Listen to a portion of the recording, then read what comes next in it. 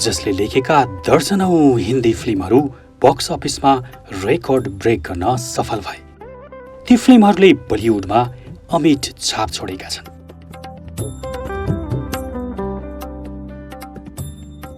एकजना यस्तो पात्र जसले जीटीभीलाई उचाइमा पुर्यायो। तिनै पात्र जसले विज्ञापन निर्माणमा बलिउडकै अब्बल दर्जा र कपिराइट राइटिङमा सफलताको शिखर प्राप्त गरिसकेका छन्।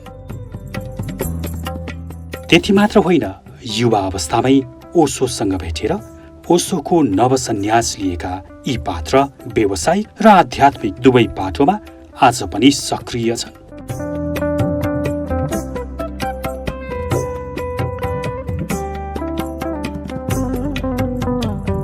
जीवनको व्यावसायिक पाटोमा बलिउडको पेज 3 लाइफ र आध्यात्मिक पाटोमा ओशोको सन्यासी भएर ध्यानको परम आनन्दको अनुभूति एकसाथ गरिरहेको यो पात्रको नाम हो कमलेश पाण्डे, अर्थात् स्वामी आनन्द कमलेश।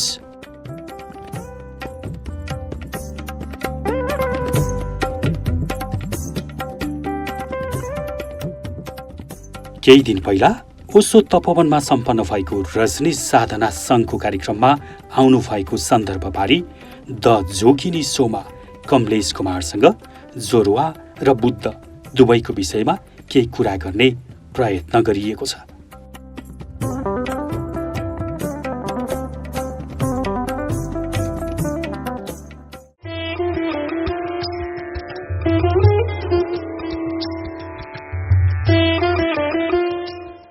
Wow, amazing.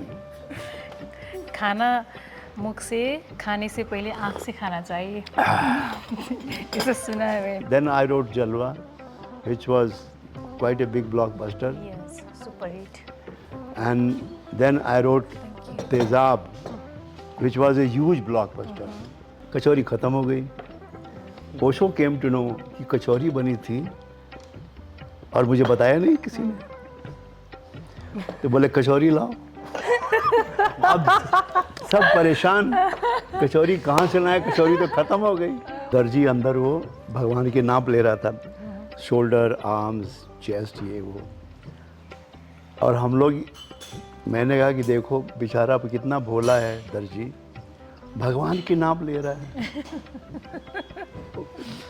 जिसको नापना मुश्किल है, असंभव है, जिसको नापना असंभव है उसको नाप रहा है। He is trying to measure the immeasurable. I was so surprised when I got my first Filmfare award for Tezaab. Actually that is when I first time introduce myself to Javed Akhtar. मैं award लेके नीचे आ रहा था and Javed Akhtar ने Shabana were sitting on the table. मैंने कहा Javed sir, मैं कमलेश पांडे हूँ। हाँ हुजूर, ऑफ कोर्स, अब तो अवार्ड मिल गया है। But he recommended it to many people. After that became friends. टकसाल से एक नया सिक्का आया है Kamlesh Pandey and he is so bloody good. तो जलवा and तेजाब and अनकही, और अचानक सब भीड़ लग गई। After तेजाब, which we did about 100 weeks. So I did 4-5 films continuously with Madhuri and Anil Kapoor, and they were all huge blockbusters. Dil, Beta. I did Chalbaz with Sridevi, which was a huge blockbuster, and she got Filmfare for that. तो अचानक I became a hit writer. Bombay में अनुपम खेर की जो acting academy है, वहाँ पे अनुपम इस्तेमाल करता है डायनामिक। मगर उसमें से कौन कौन करता है हाँ डायनामिक करता है। उसमें कौन कौन डायनामिक करता है मुझे पता नहीं, नाम नहीं ले सकता मैं, मगर कुछ लोगों ने बोला है, जैसे नवाजुद्दीन है, आशुतोष राणा है, ऐसे और एक आधे एक्टर हैं। उन्होंने मीडिया में बोला कि हाँ भाई ओशो को पढ़ते हैं, ओशो को सुनते हैं, ओशो से बहुत इम्प्रेस्ड हैं। और जो एक फिल्म थी the 3 idiots by Raju Hirani, 3 idiots was based on Osho's idea, Osho's philosophy, what education should be. We make more than 1,000 films a year. Nobody, no country in the world does it. कोई देश के इतनी फिल्में नहीं बनाता. और कामयाब कितनी होती हैं साल में? 2 या 3. हिट रेट हमारा क्या है? 2 या 3 out of 1,200. Who makes these other stupid films? क्योंकि एक बेवकूफ़ी की फिल्म बनाने में उतना ही खर्चा होता है जितना अच्छी फिल्म बनाने में लगता है. Writer is the first star of A film. Writer जो है वो फिल्म का पहला स्टार है, क्योंकि उसके पहले फिल्म सिर्फ कोरा कागज़ होती है जिसे भरना सिर्फ राइटर जानता है. न एक्टर जानता है, न डायरेक्टर जानता है, न प्रोड्यूसर जानता है. इसलिए राइटर को जब तक आप मकाम नहीं देंगे, सम्मान नहीं देंगे, उसका बराबर पैसा नहीं देंगे, आपका कुछ होने वाला नहीं है.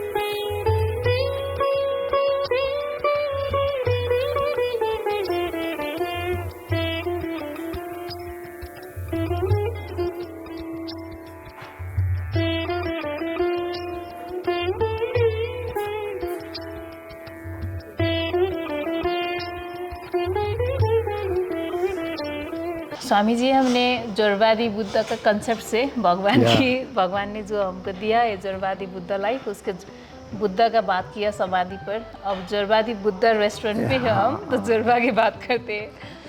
आपने कितने फिल्म आपने किया? तो कितने फिल्म? करीब 50 फिल्में की हैं. I have written about 50 films. Started writing in 1986, and that was just I never wanted to be a film writer. I was writing in advertising. I was most awarded copywriter in advertising in India, and it never occurred to me that I should write films. But a friend of mine, Amol Palekar, ने बहुत पहले से मैं जानता था because he was in this Institute of Fine Art, JJ Fine Art. He's a very good painter. Amol Palekar is a very good painter. He's a trained painter, and I was in the JJ Institute of Applied Art for advertising. But we used to meet, so we became friends. Then he went into theatre, became a stage actor, then he went into films. So one fine day, I came to live in Juhu area, and that's where his bungalow is. So one fine day, we just met on the street. I was in my car, he was in his car. I said, "Oh, what are you doing here? What are you doing here?" I stay here, so my bungalow is there. So why don't you come and let's have some dinner? So I went to his.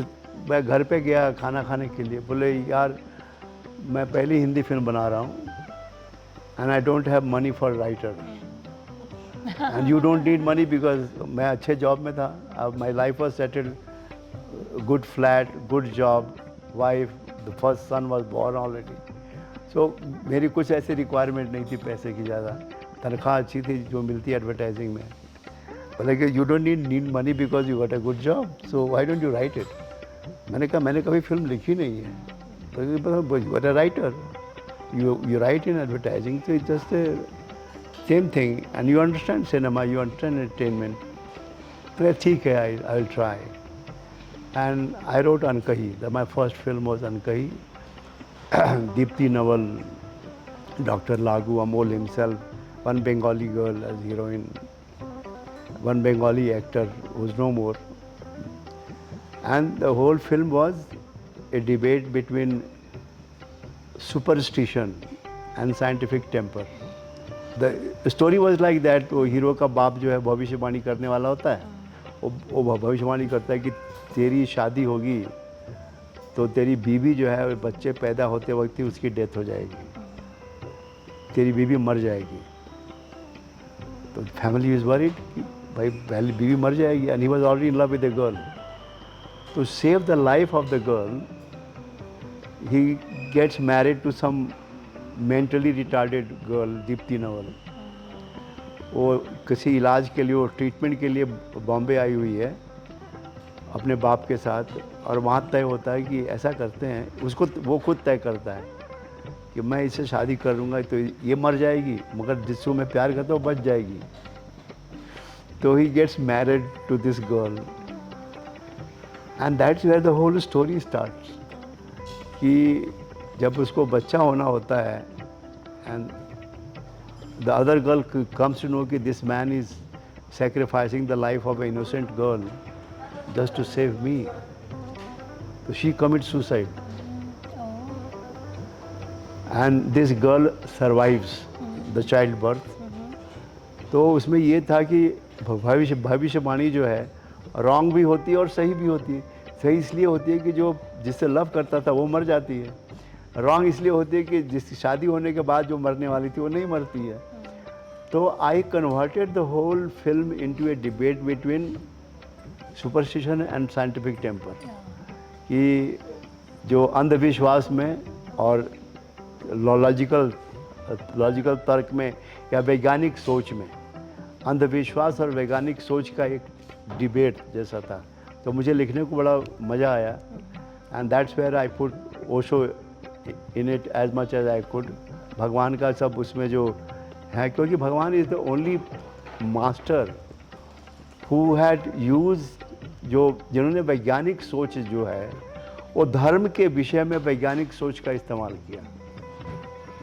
जो spiritual मामले हैं उसमें भी वैज्ञानिक सोच, scientific temper, अंधविश्वास नहीं। विश्वास मत करो, जानो, don't believe, know, and know through logic by even Bhagwan himself was agnostic, बदनाम थे, ही वॉज, वो नास्तिक हैं, उनको किसी में विश्वास नहीं, भगवान में किसी को मानते नहीं है, कोई परंपरा, धर्म, ritual, he is against everything. तो Bhagwan himself has been like that. तो आसान नहीं था भगवान के लिए। तो वो मैंने भगवान का काफ़ी उसमें इस्तेमाल किया। तो mister Javed Akhtar saw the film in a trial, and the only thing he asked my friend Amol Palekar, वो पूछा कि तेरा राइटर कौन है? कुछ नहीं जावेद साहब, वो मेरा एक दोस्त है, एडवर्टाइजिंग में है, पैसे नहीं थे तो मैंने उससे लिखवा लिया। जावेद साहब ने अमोल को बोला कि अपने फ्रेंड को बोलो मेरे पेट पे लात मत मारे, हमने राइटर लाइक जावेद अख्तर। तो अमोल टोल्ड मी, अमोल ने बोला मुझे कि यार वो जावेद साहब बोल रहे थे कि उसको बोलना मेरे पेट पे लात मत मारे। तो मैंने कहा यार उनका सेंस ऑफ ह्यूमर है, या अगर सच में ही वॉज सीरियस तो दो बातें हो सकती, या तो मेरे अंदर कुछ है, maybe I can write movies, and he recognised it by my writing in the film, recognise किया, and that's why he said कि मेरे पेट पे लात मत मारो, कि I don't want a competition. Man how can I be competition to Javed Akhtar? But anyway it was his way of appreciating me, at the same time making it sound like very funny. तो then I try to contact Javed Akhtar कि sir वो आपने कह दिया था, तो अब मुझे बताइए कि ये कैसे होता है, how to write a movie, and ये बॉलीवुड में सारा काम धाम मुझे कुछ पता नहीं, I am an outsider. And he was very busy, यहाँ वहाँ जाना वहाँ जाना। For 6 months I had A friend of mine, Seema Sahni, who was the daughter of Ismat Chughtai, the famous Urdu writer. Ismat Chughtai की बेटी थी वो, और मेरी दोस्त थी। तो मैंने, और वो जावेद साहब की भी दोस्त थी, तो मैंने कहा जरा जावेद साहब को बोलो यार मुझे थोड़ा टाइम दे, 5 मिनट बात करनी है कि अगर मैं लिखना चाहिए कि नहीं लिखना चाहिए, should I take it seriously और not. She poor woman, she tried, and Javed Sahab kept giving excuses कि ये वो फलां ढका करते रहे। तो मैंने कहा सीमा अब रहने दो, अब तो मैं तभी उनसे मिलूँगा जावेद साहब से जब वो जाने कि मैं कौन हूँ। And that happened with my third film. Then I wrote Jalwa, which was quite a big blockbuster. Yes, super hit. And then I wrote Tezab, which was a huge blockbuster. Wow. Amazing.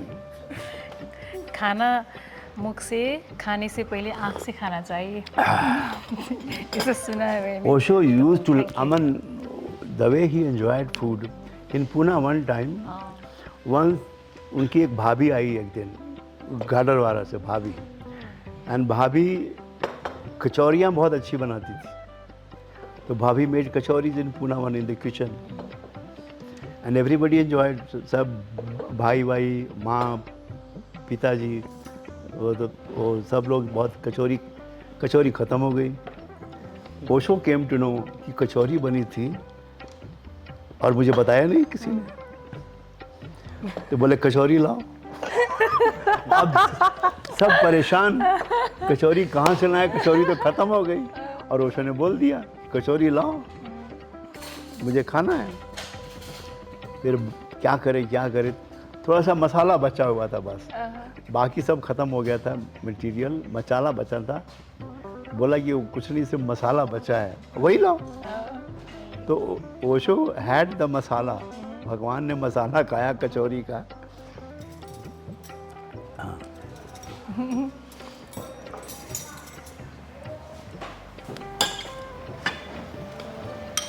आपने एक बात hall पे बताए थे भगवान के gown के विषय में।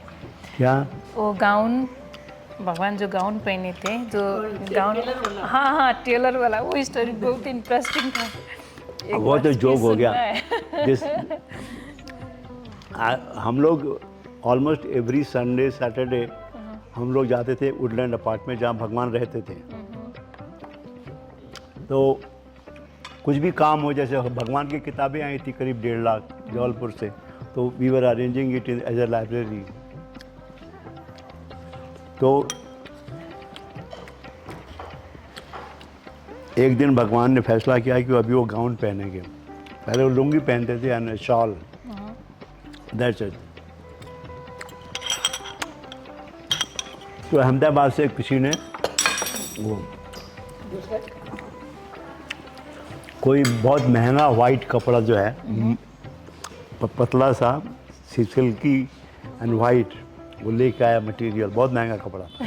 भगवान का गाउन बनना है तो कपड़ा तो महंगा होना चाहिए। तो दर्जी आया नाप लेने, और हम लोग बाहर बैठ के काम कर रहे थे, किताबें लगा रहे थे लाइब्रेरी में, और दर्जी अंदर वो भगवान के नाप ले रहा था, शोल्डर, आर्म्स, चेस्ट, ये वो। और हम लोग, मैंने कहा कि देखो बेचारा कितना भोला है दर्जी, भगवान की नाप ले रहा है। जिसको नापना मुश्किल है, असंभव है, जिसको नापना असंभव है, उसको नाप रहा है। He is trying to measure the immeasurable. This poor tailor is trying to measure the immeasurable. और उस पर हम लोग हंस रहे थे कि बेचारा देखो दर्जी है, भगवान की नाप ले रहे हैं, और भगवान नप रहे हैं, भगवान भी नप रहे हैं। तो Osho heard the laughter from his room. हम लोग हॉल में थे, रूम बगल में था। फिर ओशो ने पूछा लक्ष्मी से कि ये सन्यासी क्यों हंस रहे थे। तो लक्ष्मी ने बताया हंसते हंसते कि वहाँ बात ये हो रही थी कि बेचारा भोला दर्जी जो है भगवान को नाप रहा है। He is trying to measure the immeasurable. तो भगवान बोलते हैं this is no laughing matter, it is real true, it is true that the tailor was trying to measure the immeasurable. Body measurable है, but what Osho is not measurable. तो वो उसके बाद से उन्होंने, if you see the lectures of Pune 1 or from wooden apartment, he is wearing a long gown, this white gown, you know, with narrow leaves, shoulder. तो after he finished measuring it, भगवान ने कहा देखो कपड़ा बहुत महंगा है, material very expensive, you have to very careful not to waste it. 1 inch भी वेस्ट नहीं होना चाहिए। अब भगवान को चिंता है कि मटेरियल वेस्ट होगा, जो दर्जी है।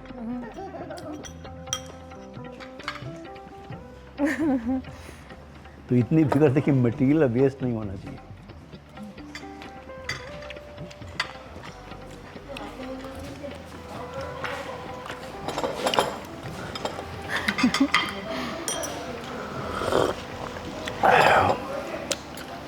तो ऐसा होता रहता था। फिर बाद में वो गाउन बनी। हाँ, गाउन बनी और फिर ओशो ने पहना। एंड उसके बाद then he started speaking on Vigyan Bhairav तंत्र। उसी के बाद से उन्होंने विज्ञान भैरव तंत्र पे बोलना शुरू किया, the whole series, and I attended the whole series. और वहाँ पे वो गाउन में ही बैठते थे। पहले गाउन के नीचे भी लुंगी पहनते थे। फिर then one fine day, lungi क्या जरूरत, जब गाउन इतना लंबा है तो लुंगी की क्या ज़रूरत है। बाद में उन्होंने he drop the lungi and just kept the gown.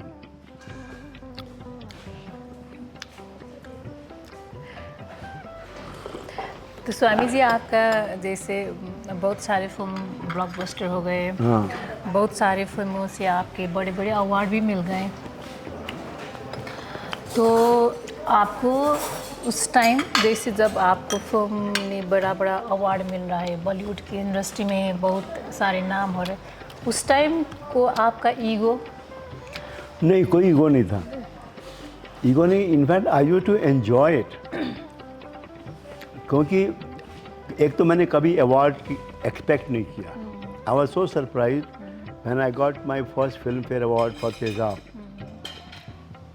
Actually that is when I first time introduce myself to Javed Akhtar. मैं अवार्ड लेके नीचे आ रहा था एंड जावेद अख्तर ने Shabana were sitting on the table. मैंने कहा, जावेद सर, मैं कमलेश पांडे हूँ। हाँ हुजूर, ऑफ कोर्स, अब तो अवार्ड मिल गया है। But he recommended it to many people. After that became friends. But he is such an amazing man.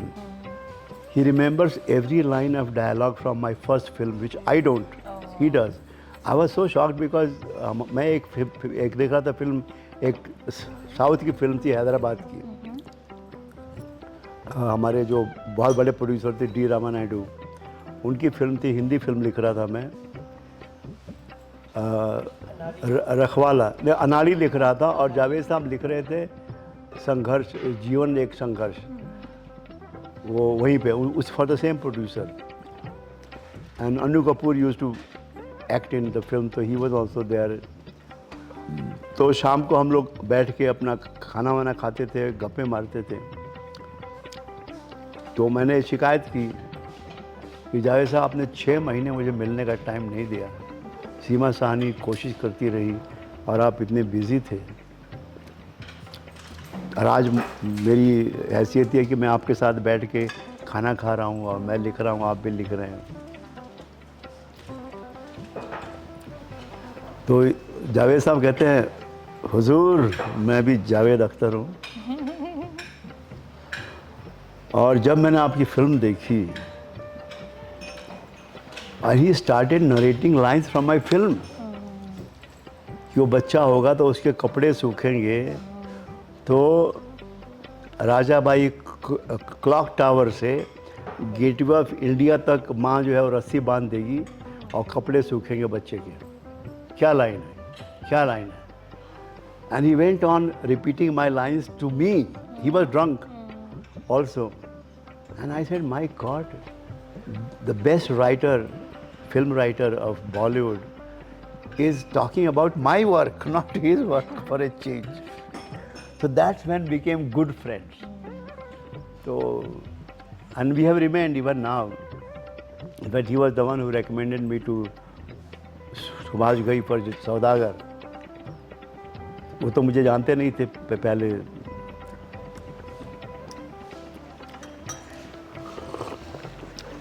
तो when I got my first Filmfare award, I was surprised कि ये क्या है, मुझे Filmfare मिल गया इतना बड़ा अवार्ड।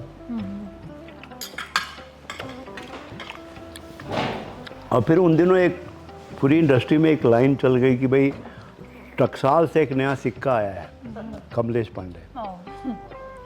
टकसाल से एक नया सिक्का आया है, Kamlesh Pandey, and he is so bloody good. तो जलवा एंड तेज़ाब एंड अनकही, और अचानक सब भीड़ लग गई after Tezaab, which was he did about 100 weeks all over the country, 100 weeks कर गया। बल्कि उस समय क्या था, after Tezaab I was writing a film for Shekhar Kapur. मैं लिख रहा था, Shekhar was going to direct to launch Bobby Deol. Bobby Deol अभी तक कोई फिल्म आई नहीं थी, तो शेखर को बोला धर्म जी ने, बॉबी को लॉन्च करना है, तुम करो direct. And Shekhar took me as a writer. हम लोग साथ में काम कर रहे थे, मैं और शेखर। वो फिल्म तो बनी नहीं, Bobby did some stupid film anyway. तो शेखर ने देखा तेज़ाब, बोला कि ये, और तब तक वो गाना 1 2 3 हिट हो गया था तेज़ाब का। बोला यार ये तेरी फिल्म जो है 8 हफ्ते की फिल्म है, 1 2 3 गाना हिट हो गया तो 8 हफ्ते निकल जाएंगे, but the film is too demanding एकदम। 1 2 3 4 5 6 7 तो मगर अच्छी 8 हफ्ते ज़्यादा नहीं, जब 100 वीक्स हो गए, मैंने कहा शेखर यार तू तो बोल रहा था 8 हफ्ते चलेगी, तो 100 वीक्स हो गए। हाँ यार मतलब तू तो बोलेगा ही अब तो। Then suddenly I was offered to write Dil with Aamir Khan film, Aamir Madhuri, Beta again Anil Kapoor and Madhuri. So I did 4 5 films continuously with Madhuri and Anil Kapoor, and they were all huge blockbusters. Dil, Beta, I did Chalbaz with Sridevi, which was a huge blockbuster, and she got Filmfare for that. तो अचानक I became a hit writer. And हमारी industry में ये है कि अगर एक film का कुत्ता भी, एक हिट फिल्म का कुत्ता भी हिट हो जाता है, and the people start hiring that dog because maybe because of the dog the film became a hit. Because nobody believes anything. आपकी जो फिल्म आनी शुरू हुई, एक भाषा में भी बहुत फर्क आया, क्योंकि पहले के जितने भी लेखक थे उर्दू, मतलब सब मुस्लिम बैकग्राउंड के थे, उसमें उर्दू का बहुत था। जब ये लिखना शुरू किया शुद्ध हिंदी, और फिर हिंदुस्तान में तो इतने लोग हैं और हिंदी जो समझते प्रॉपर, एक फर्क पूरा ये थोड़ा सा, because you know I came from advertising, तो I had a certain flair for one liners in advertising, writing slogans and headlines, one liners, certain flair for that. I used that flair for writing movies, and suddenly people found a kind of freshness in my writing कि यार ये कुछ अलग आवाज़ है, सब different sound. Also आप उसमें भगवान को ओशो के फिलोसफी यूज करते थे, भगवान को शिक्षा जो है? not consciously, because Bhagwan was in the DNA. It came out automatically. In my lines, in the characters I created, and the kind of people I introduced in the movies, it happened automatically, not consciously. I didn't try. I didn't try to put something of Osho into my work, but it happened automatically. It had to happen. If you are so, so dissolved in Osho and become part of your DNA, it is inescapable that whatever I do and say in my real life or my real life, will be reflected. Bhagwan will be reflected everywhere, in my work, in my life, in my behavior, in my, whatever I do, even in my anger. Bhagwan sometimes used to get reflected in my anger. जैसे film hit हो रहे थे तो भगवान क्या बोलते थे उस time? Bhagwan, I don't know, he saw any of my films. He knew that I write films. And he enjoyed it. But by that time, people more popular than me had come to Bhagwan. Vijayanand, Mahesh Bhatt, Vinod Khanna. They were more pop. They were superstars. I was just a writer. And actors are always, So then, because of that, I knew Vijayanand. He was a very good writer, movie writer, and director, and actor as well. So we became very good friends. But he left Bhagwan for some reason, and I know why he left. And that's my because I used to go to his center in Pari Hill. And the first time I went, I saw Osho's books, Bhagwan's books, lying outside the house, outside the gate, on the veranda. And I was surprised. मैंने कहा, Goldie ji, why books are lying outside? By that time he had left Osho. No, I don't need them. So anybody who wants to pick any book, they can take it. Basically, he wanted to be a guru himself. He loved to teach people, to explain people. Like what he used to do as a director in movies. You explain to the actor what is the character and what you're supposed to do, react and so on. So he had this complex that, he himself wanted to become a guru. Somehow he didn't get the opportunity. Second thing was his marriage was a big issue. He got married to his own niece, the daughter of his own sister. The real daughter of his own sister he got married to, because they had been in love for a very long time. A very long time. And to avoid that complication, somehow he got married to Lauleen, who a small-time actor. I think she acted in one of his films. उसमें काम किया था तो आश्रम में शादी कर ली, बैठते थे उसके साथ. But it didn't work out. She was very ambitious, and he was not allowing her to act and get roles and all that. And he was not helping her in getting roles. She left him. Now he was left out, and the only possibility was that he gets married to his own niece. But it was very controversial, not possible. It told Bhagwan. Bhagwan said that in South it is a tradition that maternal uncle has the first right on the niece. They get married. I know that because I used to write films from South. I used to write movies from South. I used to get very surprised, why the mama is after his own niece. Why the mama is running after his own niece. So I was told, no sir, this is normal in South. वो मामा का पहला हक होता है, शादी कर सकता है. तो ओशो टोल्ड गोल्डी साहब, भगवान ने बोल दिया कि भाई वहाँ तो शादी होती है साउथ में. And then he got married to his own niece. But his family refused to accept him.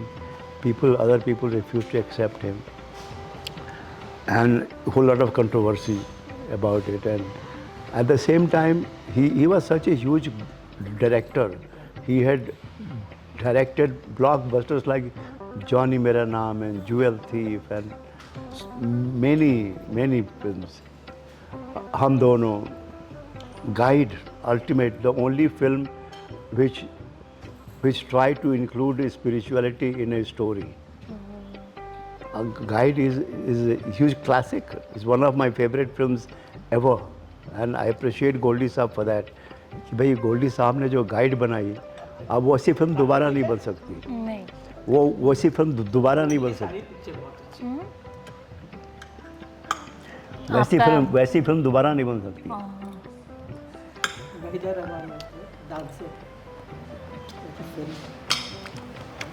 आपका रंग दे बसंती फेवरेट है मेरा, तो सबका फेवरेट है, फिर भी मेरा भी फेवरेट है.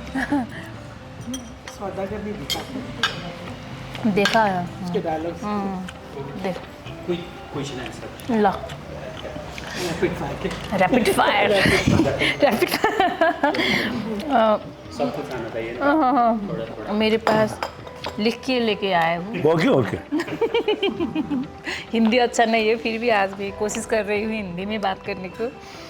तो बॉलीवुड में ओशो का ध्यान करने वाला कलाकार 5. ध्यान करने वाला कलाकार मैं खुद हूँ बस. आप तो है ही. और मैं किसी को जानता नहीं. पहले जब विजय आनंद थे तो वो करते थे. हमारे जो सुपरस्टार थे विनोद खन्ना, वो करते थे. अब वो दोनों नहीं हैं. आज की तारीख में ओशो का ध्यान करने वाले शायद एक आध जो जूनियर एक्टर जो हैं हु कम फ्रॉम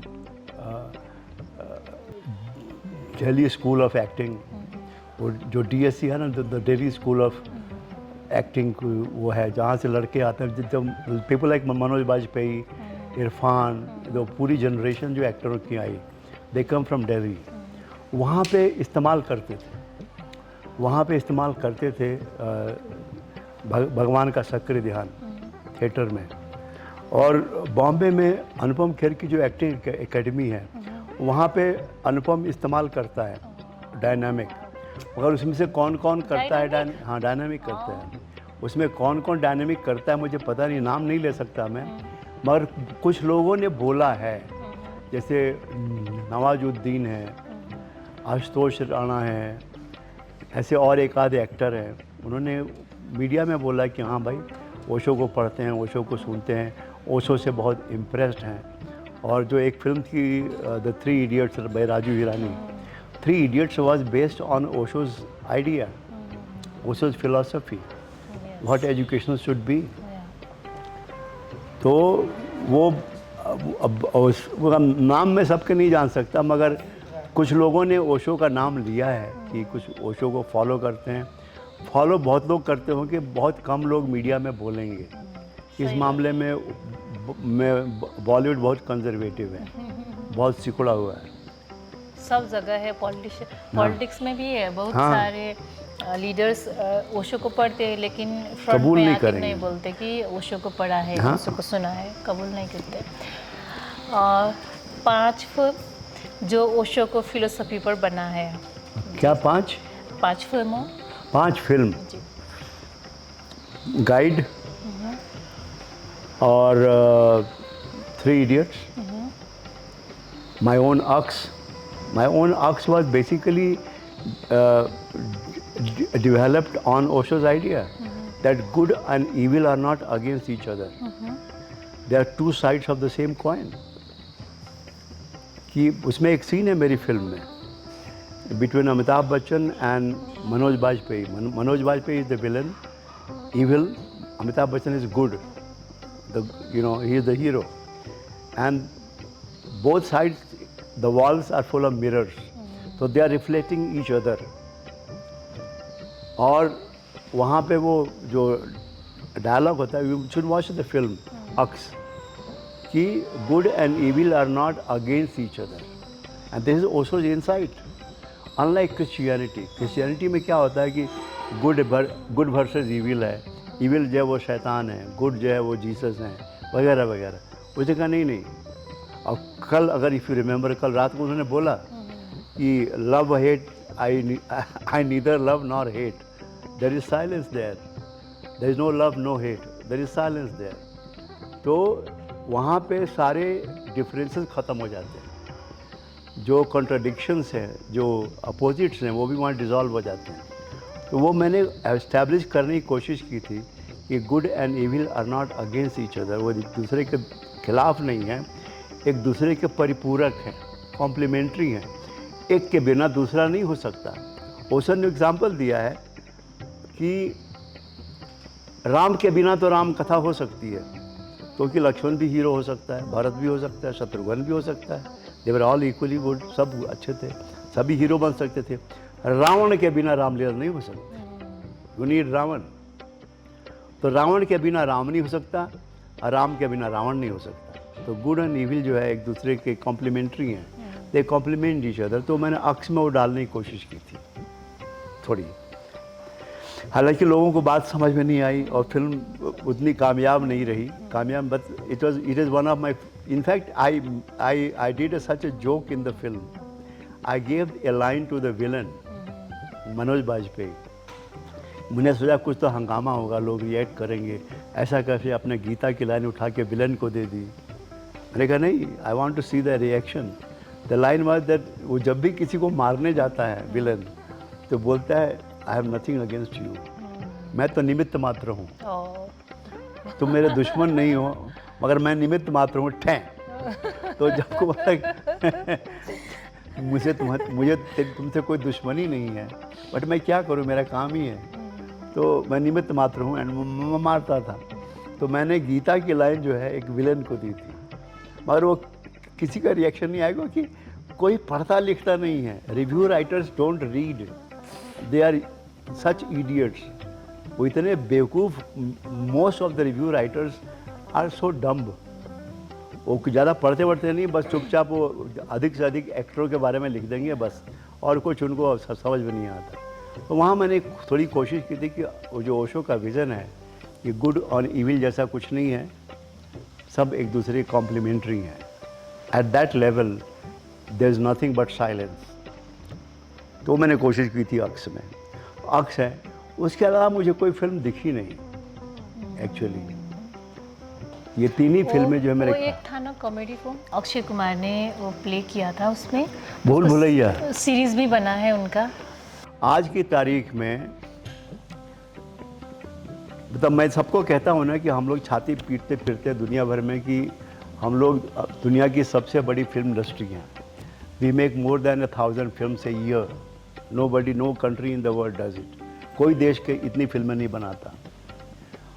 और कामयाब कितनी होती हैं साल में? 2 या 3। हिट रेट हमारा क्या है? 2 या 3 out of 1200। Who makes these other stupid films? क्योंकि एक बेवकूफ़ी की फिल्म बनाने में उतना ही खर्चा होता है जितना अच्छी फिल्म बनाने में लगता है। अब एक ओशो का एग्जाम्पल मैं सब जगह देता हूँ अपने इंटरव्यू में कि एक बगीचा है जिसमें 1000 गुलाब के पौधे हैं, मगर सिर्फ एक पौधे में 2 या 3 फूल खिलते हैं। तो जो माली है उस बगीचे का, उसके बारे में आपकी क्या राय होगी? अच्छा माली है? 1000 गुलाब के पौधों में से सिर्फ एक पौधे में वो भी 2 या 3 फूल आते हैं। हमारी इंडस्ट्री का यही हाल है कि 1000 गुलाब के पौधे हैं, मगर माली हमारे यहाँ ऐसे हैं, माली Gardner's, and that includes Akshay Kumar and other people like him, Salman Khan and Shah Rukh and all the rest of them, Hrithik, कि इन सब के बावजूद, इतने मालियों के बावजूद सिर्फ एक गुलाब के पेड़ में सिर्फ 2 या 3 गुलाब आते हैं। वही 3 फिल्में हिट कामयाब होती हैं साल में। गलती कहाँ है? खराबी कहाँ है? कहीं तो कुछ गड़बड़ हो रही है। खराबी ये है कि nobody respects writers. I was the first writer, जब मैं पहली बार मुझे वो अवार्ड मिला, फिल्म फेयर अवार्ड तेज़ाब के लिए, तो पहली बार मीडिया कोई इंटरव्यू लेने आया मेरा, तो मैंने कहा writer is the first star of A film. Writer जो है वो फिल्म का पहला स्टार है, क्योंकि उसके पहले फिल्म सिर्फ कोरा कागज़ होती है, जिसे भरना सिर्फ राइटर जानता है। न एक्टर जानता है, न डायरेक्टर जानता है, न प्रोड्यूसर जानता है। इसलिए राइटर को जब तक आप मकाम नहीं देंगे, सम्मान नहीं देंगे, उसका बराबर पैसा नहीं देंगे, आपका कुछ होने वाला नहीं है। तो बहुत हंगामा हुआ था, क्योंकि हमारे एक्टरों को सुपरस्टार मानते हैं, स्टार मानते हैं, और ये हम लेखकों को कोई स्टार नहीं मानता। मैं पहला राइटर था इंडस्ट्री में, and because I was not obliged to entertain anyone or be nice to anyone. I had a good job in advertising. I was moonlighting as a writer. I could afford to say. I mean, in fact, people were very shocked when I used to come to the studio, film studio, in my car with a driver. अरे writer है और car में आ रहा है, इतना पैसा कब कैसे मिल गया उसको? मैंने कहा गाड़ी नहीं, पूरा अपना मेरा फ्लैट है, बीवी बच्ची है, मेरी लाइफ किसी एक्टर से कम नहीं है luxurious.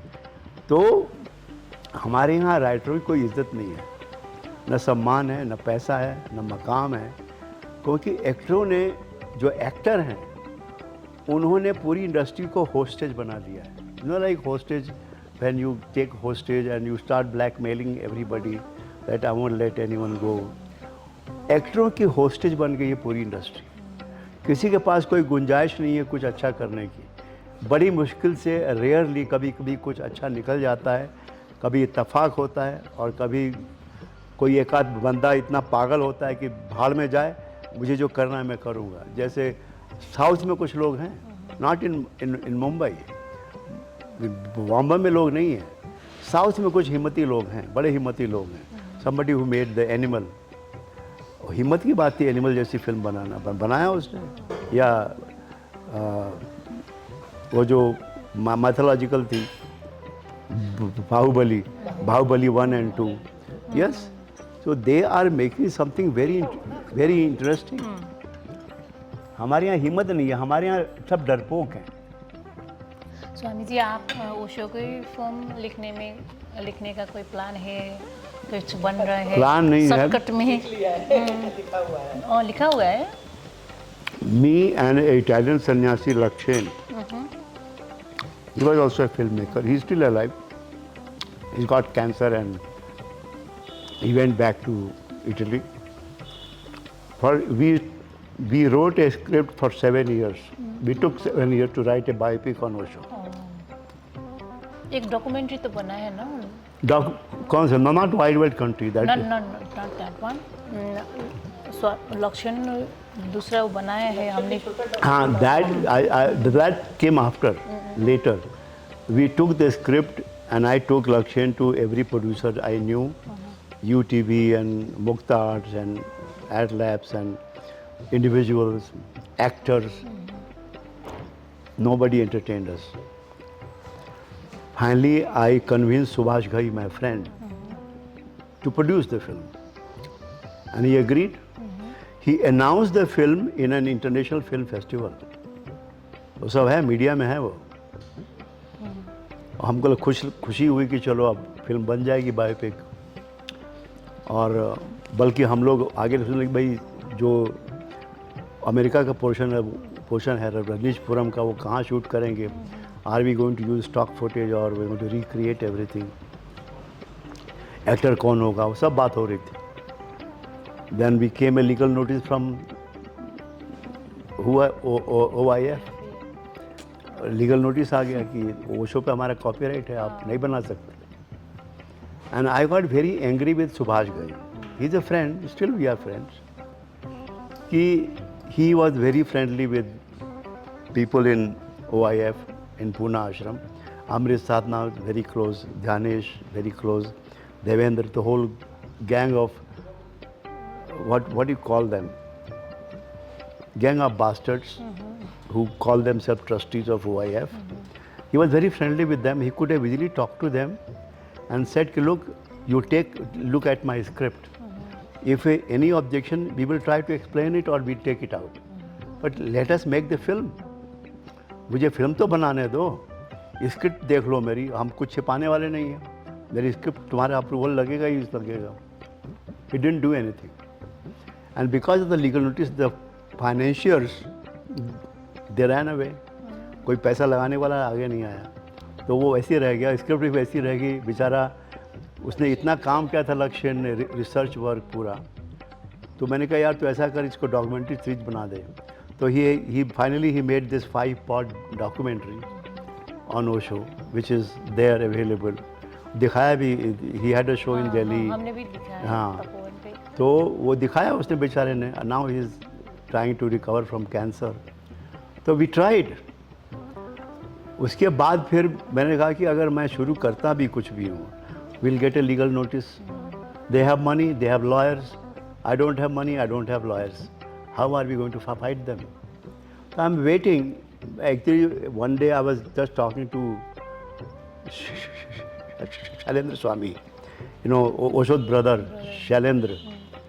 Maybe I'll do a film just called Commune and will not mention Osho by name. We'll only use Bhagwan Shri. ऐसे कुछ कहानी बनाते हैं. हाँ बनाइए, मगर मैंने कहा कोई पैसा लगाने वाला तो आए. Money makes the film, not just the writing. Writing, I'm there. I'm available free. Then Abhay Vaid wrote a book, Who Killed Osho? So we are good friends. So this Ma from Goa, she came to my house with somebody who is supposedly a producer. He will put the money, and तो मैंने कहा ठीक है, I'll write the film. I will not take any money for that.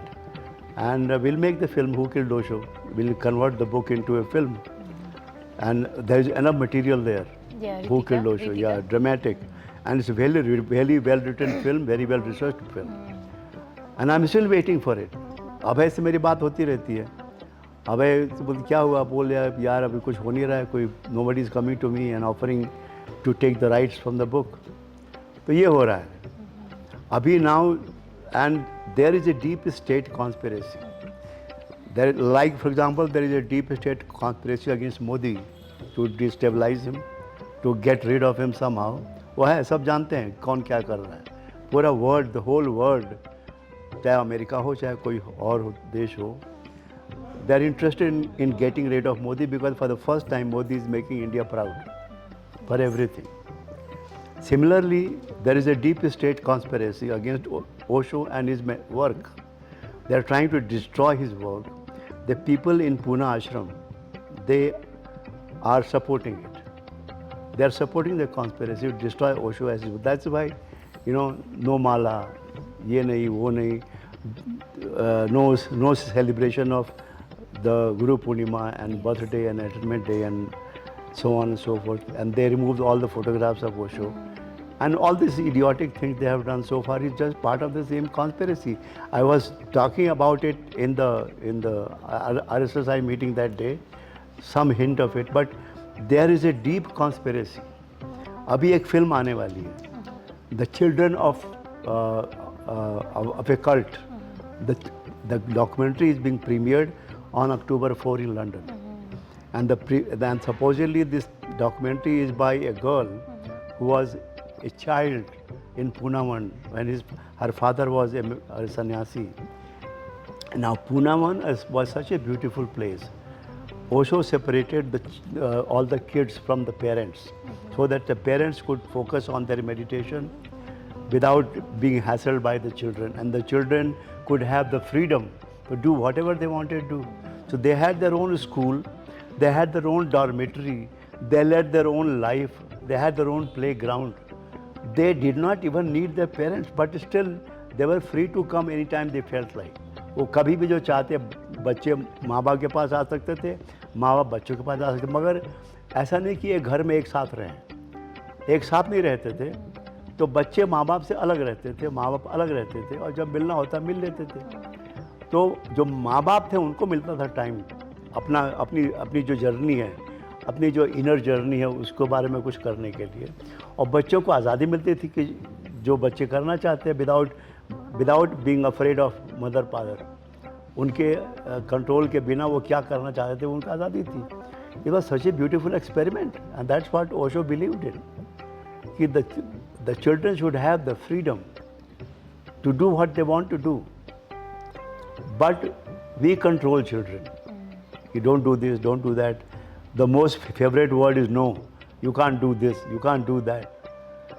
I remember 5 साल के बच्चे जो हैं पूनावन में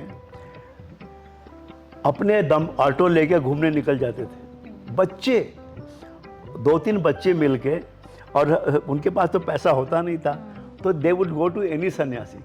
कोई भी सन्यासी मिल जाए, give me 5 rupees, give me 5 rupees मांग लेते, और हम दे देते, because we want to go to MG road to buy some ice cream. तो पैसे लेके ऑटो पकड़ के बच्चे निकल जाते थे अपने आप. 5 साल के, 4 साल के, 3 साल के बच्चे बिना माँ बाप की हेल्प के, without their support and guidance and control, they used to be on their own. उस लड़की ने बहुत खुराफात किया है उस फिल्म में. She has talked about all kind of wrong things कि what use to happen there and so on, और सब झूठ है. सब ठीक है. There was freedom in, there was some freedom about the relationship. You could change partners, वो available वो होता था और लोग करते थे, and that was allowed. It was not looked down upon, but it was not going to affect the children because they had their own life. उनकी अपनी ज़िंदगी थी, बच्चों की उनकी अपनी ज़िंदगी थी, उनमें कोई इंटरफेरेंस नहीं था. माँ बाप की अपनी ज़िंदगी थी, उनका अलग था कि भाई जो माँ है उसको कोई और पसंद आ गया तो उसके साथ चली गई, जो बाप है उसको कोई और पसंद आ गया तो उसके साथ चला गया कुछ दिनों के लिए, but very temporarily. People use to change the partners quite often, who so wanted to, not everybody did that, but some people did, especially the foreigners. They used to change partners and it was allowed. कि देखो तुमको खुशी कहाँ मिलती है. You should experiment and experience as many relationships as possible, so that only then you can be free from it.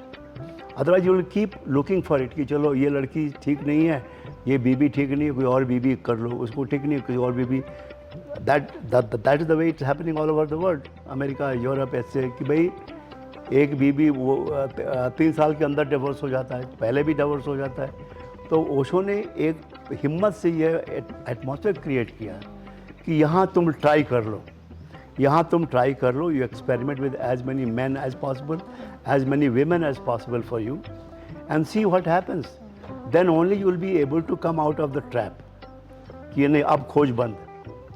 और होता ये था, सबसे कमाल एक्सपीरियंस ये था, complains use to come from man कि भगवान ये माएँ पीछा नहीं छोड़ती. The man use to be like almost feeling important, क्योंकि माएँ, the women were getting freedom for the first time to experiment and to change partners, and without any guilt they could change partners. तो जो माएँ थी अपना लगी थी, और बेचारे जो स्वामी लोग थे वो परेशान, ये माँ पीछे पड़ी है, अब मैं क्या करूँ. भगवान यूज्ड टू एंजॉय कि my ashram is the only place where men are becoming important because of women. And तो दिस गर्ल मेरे पास है, मेरे व्हाट्सएप में वो उसका link wink. She has done something dangerous, and the premiere is on 4th of October of this documentary, which is basically the second part of Wide Country. जो काम वाइड कंट्री ने किया वही काम ये फिल्म करने वाली है. And we have to be, मैंने बोला हमारे जो आनंद उत्सव आए थे मेरे पास मिलने, ही इज़ फ्रॉम लंदन, तो आप लोग कुछ कीजिए लंदन में, try to stop the release of this film. But I am not sure they will be manage because OIF is very strong. OIF is out to destroy, पूरा ओशो का काम ख़त्म करना चाहती है, और ये फिल्म उसी का हिस्सा है. This is part of the same deep state conspiracy. उसी का हिस्सा है ये कि भाई ओशो और उनके काम को कैसे ख़त्म किया जाए. और ये 4th अक्टूबर को रिलीज़ हो रही है डॉक्यूमेंट्री लंदन में. And I am sure Netflix will by it and release it on in India, all over India. And again वो कहानी शुरू होगी कि अरे ओशो के आश्रम में ये सब होता था, हमें पता ही नहीं.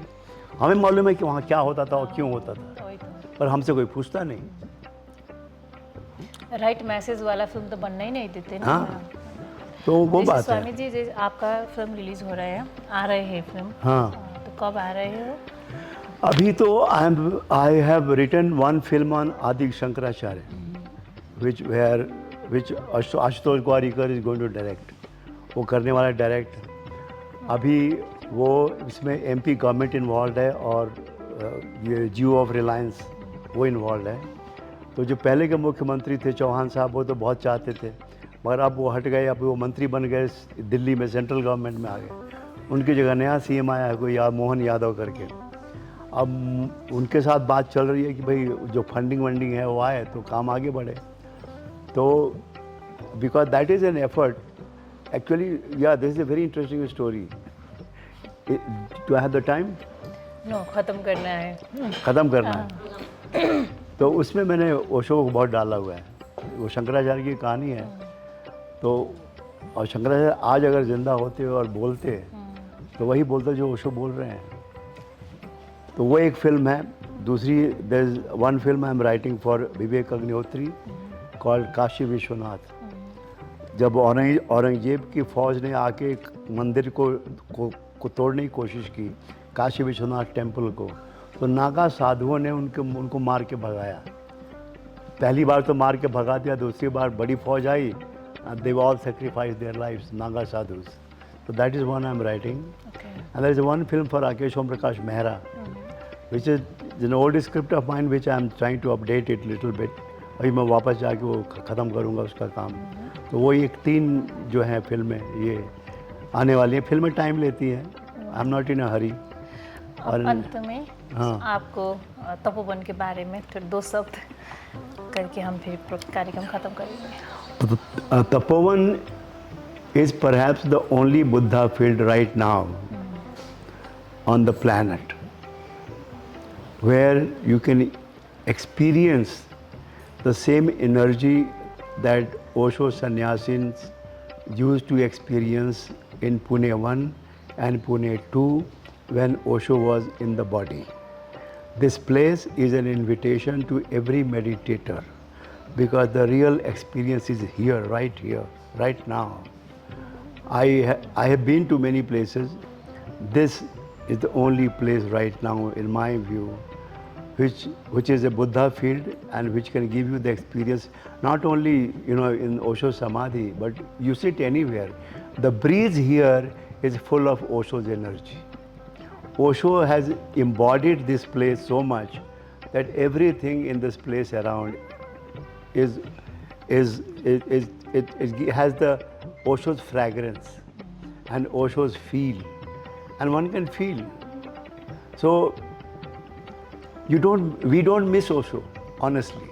I do miss his body because he was such a wonderful appearance, but I don't miss Osho in reality.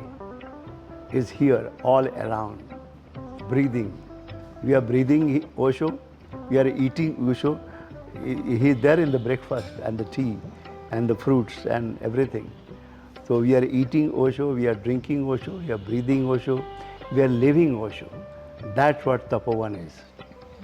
Thank you Swami ji, आपसे सत्संग करने का दिन भर सत्संग करने का मन है, फिर भी I hope I haven't bored you, but no, yes, no, I'm very enjoying. Osho के लिए सब, anytime, anywhere, anything for Osho. Thank you for coming, thank you for giving such a nice word, and thank you माँ जी.